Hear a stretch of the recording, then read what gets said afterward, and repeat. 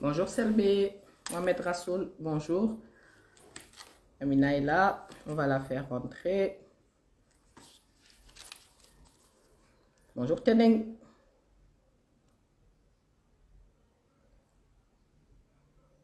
Ah, Franck est là, bonjour Franck. Merci d'être avec nous.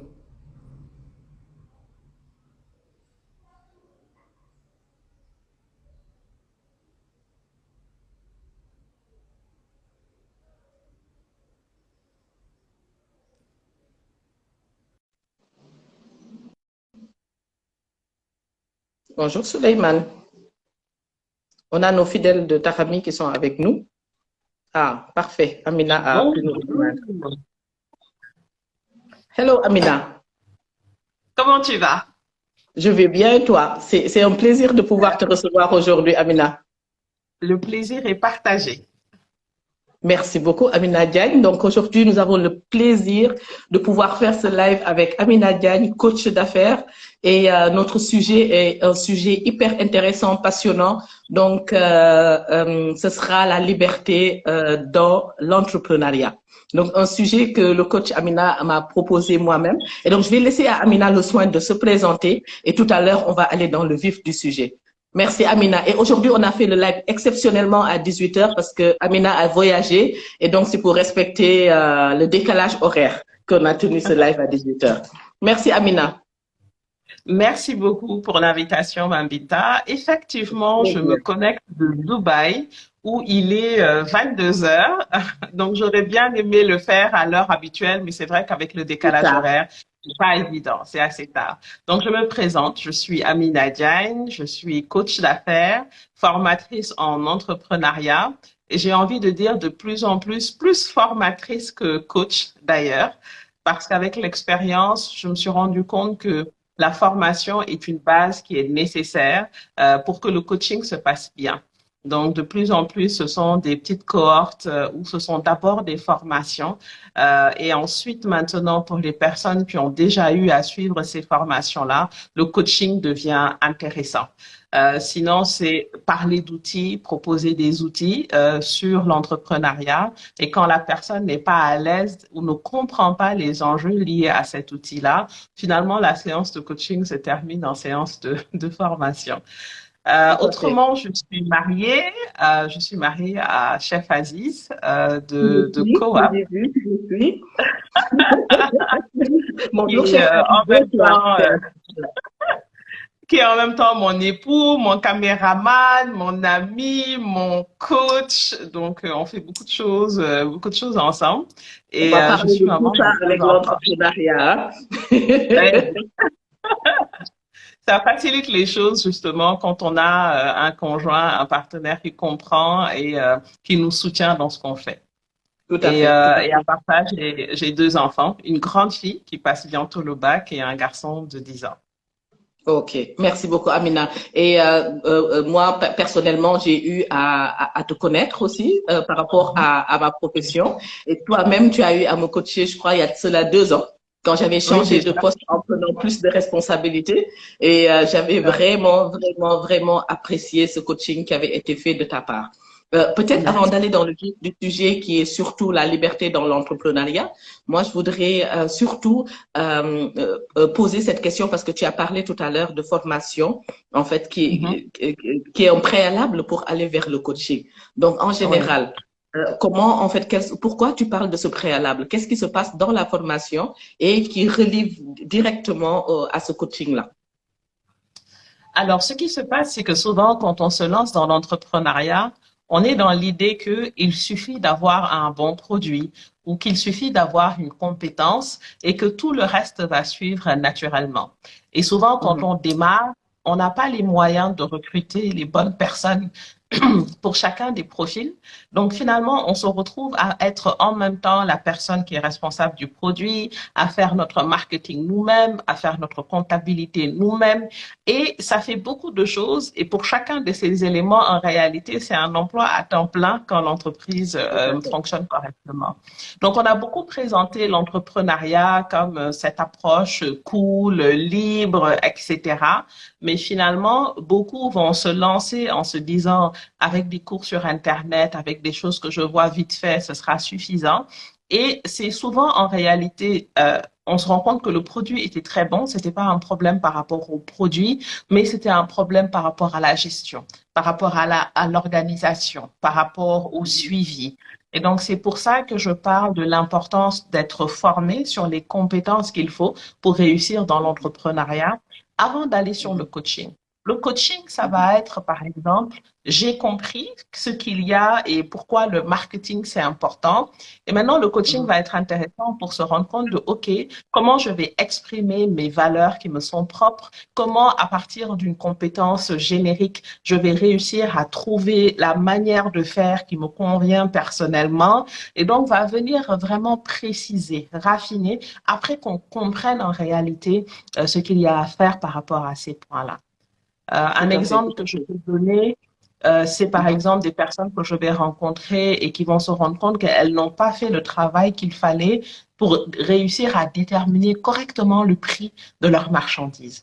Donc ça va être, je me suis basée sur la compétition, tant de personnes, j'ai fait mon prix. Et donc, si derrière, on n'a pas fait ce travail de comprendre comment on calcule nos prix de revient, comment on détermine nos prix de vente et autres, avant de pouvoir faire le coaching sur un positionnement par rapport au prix, on est obligé de revenir sur les bases, comment déterminer ses coûts, comment faire la distinction avec par rapport aux différents types de charges, etc. Donc, c'est là qu'on va ressentir l'enjeu en réalité. Tout à fait. Donc, le coaching, c'est après avoir identifié dans un parcours de formation ces différents éléments où on cherche une précision, d'aller plus en profondeur sur ces éléments-là et de pouvoir le faire. Maintenant, on va direct à notre sujet, entrepreneuriat et liberté. Donc, on avait discuté, Amina, et tu m'as dit, moi, j'aimerais bien traiter de quelque chose, c'est de la liberté dans l'entrepreneuriat. Donc, pourquoi ce besoin de vouloir traiter ce sujet? Donc, moi, j'étais curieuse, mais j'ai gardé sagement, j'ai patienté pour ne pas poser la question. Alors, j'ai voulu parler de liberté dans l'entrepreneuriat. C'est vrai que ça surprend quand on s'attend à entendre différents sujets et pas liberté. Mais c'est parce que par rapport aux demandes que j'ai reçues, d'abord, il y a eu un profil de personnes qui, beaucoup, sont presque dans la demande de permission. Dans les premiers échanges que je vais avoir avec ces personnes qui pensent se lancer ou qui pensent aller vers autre chose, c'est vraiment, est-ce que tu penses que je peux?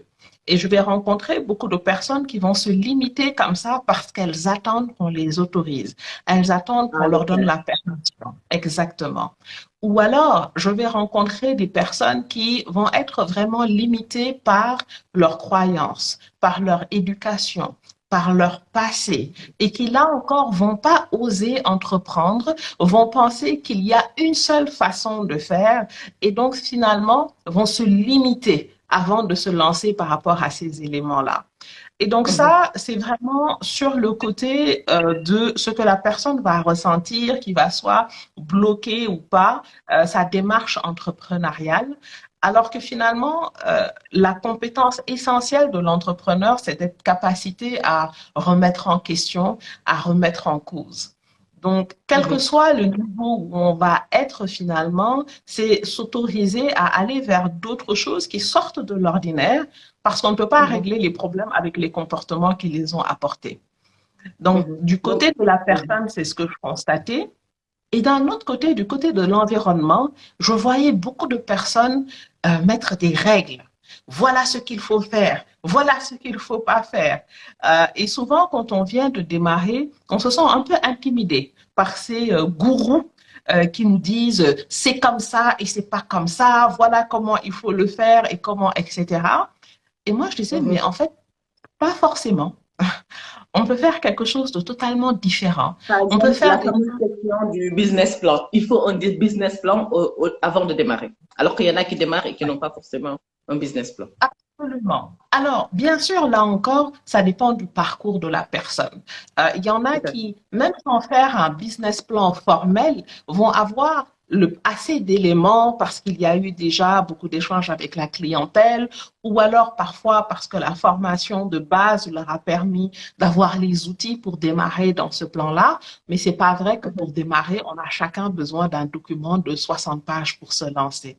Donc, c'était Tout un à peu de fait. dire, ne vous sentez pas emprisonné par tous ces gourous qui vont dire, voilà les 5 règles, si vous ne faites pas ça, vous allez échouer, etc. Et donc, cet élément de liberté, pour moi, est extrêmement important.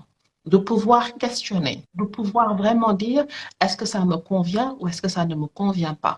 Est-ce que c'est vraiment de cette manière dont j'ai envie de le faire? Et liberté aussi, c'est liberté de changer d'avis. Avant de décider de me lancer dans Minapro, j'ai testé énormément de choses. Et à chaque fois, quand je venais dire, ah, voilà ce que j'ai envie de faire maintenant, on me disait, mais encore, mais ça suffit, encore autre chose, encore un nouveau projet. Et Mhm. c'était correct pour moi. Et je me donnais le droit d'aller à fond dans quelque chose. Et quand je me rendais compte que ça ne me convenait plus, de dire, ah ben tiens, ça ne me convient plus. J'ai Tout à envie de fait. faire autre chose. J'ai envie, C'est-à-dire voilà. que le droit à l'erreur. Et puis le droit au changement d'avis, Tout le à fait. droit au commencement, le droit à ouvrir d'autres portes sans que les gens viennent nous dire, mais toi, tu changes tout le temps d'avis, tu changes tout le temps de projet. Ça fait Mhm. partie de se connaître, ça fait partie de se découvrir. Et finalement, c'est accepter de prendre un risque et de se dire, ah, ok, j'ai pris ce risque-là, je me suis trompé. Prendre un Mhm. risque et se tromper est beaucoup plus bénéfique que d'être dans l'attente. On n'apprend Tout à fait. rien quand on est dans Totalement l'attente. d'accord. Totalement d'accord. Exactement. Alors que les erreurs qu'on a eu à faire, en tout cas après on aurait pu choisir comme thématique erreur, est-ce que ce sont vraiment des erreurs? Mais en tout cas les expériences qu'on a vécues finalement, ce sont ces Mhm. expériences que nous ramenons. On ne démarre jamais de zéro. Tout à fait. Quelles que soient les expériences, à chaque fois qu'on va vers autre chose, on est renforcé par toutes ces L'égard. expériences passées. OK? Mhm. Donc, Mhm. mon objectif pour les personnes qui écoutent ce live-là, si j'en avais un essentiellement, c'est qu'à la fin de ce live, elles se disent, je vais commencer avec ce que j'ai. Je vais commencer là où je suis avec ce que j'ai. Mhm. La semaine dernière, j'ai participé à la quinzaine de l'Union européenne et j'étais à Kaolack. Et ce qui était Mhm. intéressant, c'est qu'on voyait des gens, Mhm. par exemple, dire, Oui, oui, il n'y a c'est pas de financement. Amoulbaï. C'est la campagne À Amoulbaï, je Mumbai, crois. Ouais. exactement. La Ouais. campagne à On connaît Mumbai, bien. et on avait plusieurs secteurs comme ça, euh, financement, formation, accès, accompagnement, etc. Et quand je me suis Mhm. assise dans le panel financement, j'entendais, oui, Mhm. des gens se plaindre, dire oui, non, financement, c'est difficile, on n'a pas accès au financement, etc. Et quand tu Mhm. demandais concrètement, mais qu'est-ce que tu as fait? À quel moment est-ce que c'était difficile? Peux-tu me Mhm. dire précisément ce qui était difficile? Eh bien, il n'y avait plus personne. Donc, les Mhm. gens comme ça restaient dans cet Mhm. imaginaire de c'est difficile au point de ne pas poser d'actes concrets. Tout à fait. Et Et il donc, y a beaucoup d'imaginaire, hein, par rapport aux oui, croyances, par rapport au manque d'informations, par rapport aussi à l'environnement, il y a beaucoup d'imaginaire. Et peut-être ça, il faudrait qu'on creuse davantage. oui, et il y a beaucoup d'imaginaire surtout, et le problème, c'est quand cet imaginaire nous empêche d'avancer. Et Tout c'est à fait. vrai que ce qu'on nous renvoie, après dans ce qu'on voit à la télé, quand j'ai commencé à faire des vidéos, il y en a qui me disaient, moi, tout le Sénégal, dañu soxor, am na ñoo xamante ne buñ la xoolee rek sa léppay yàqu, etc. Chat bi. Tu vois, petit, etc. Et donc finalement, tu fais rien. Tu fais rien alors que toi-même, tu n'as jamais vécu ces expériences-là. Ce sont seulement les autres qui projettent ces peurs et on en fait une réalité. Tout Donc à c'est fait, pourquoi tout à fait. l'objectif pour moi, c'est de dire, cette liberté-là, il n'y a personne qui est là qui vous dit non. Si demain je me Mhm. lève, je décide que je veux devenir pâtissière, il n'y a rien en réalité qui m'en empêche à part moi-même. Tout à fait, tout à fait, tout à fait. Et aussi, Amina, merci beaucoup pour ce que tu dis qui est très, très important.